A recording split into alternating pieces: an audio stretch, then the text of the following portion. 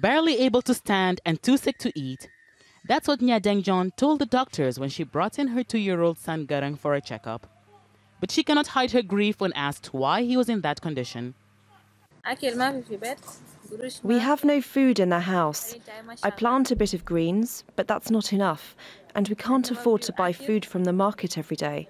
Sometimes we eat one meal, sometimes we don't eat. Doctors say Garang is malnourished and is not alone. The UN Children's Organization UNICEF says more than 1.3 million children are at risk of being malnourished by July if not given assistance. Hakima's son Philip is one of them. I brought my child here because he hasn't gotten proper food for so long that the little food we do get, he can't eat it, and we can't afford regular meals. Africa's youngest nation has been at war for more than 4 years. Infighting between rival groups has claimed thousands of lives and displaced a quarter of the 12 million population. It's also resulted in what the UN calls an unprecedented level of food insecurity. As much as it is hard for those here in the capital, Juba, to get food, the situation is worse for millions of others around the country who have no access to markets and rely on aid to survive. That total is rising.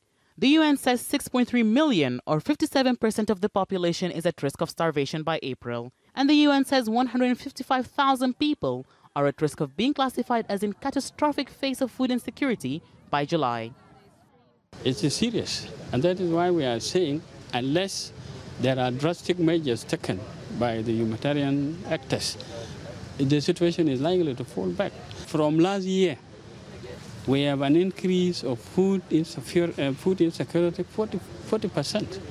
So if you compare last year with this year, it's already bad. But the UN says without an end to the conflict, it'll be hard to fight against the hunger. As long as we have a conflict continuing, people will not feel secure in their own being and where they are.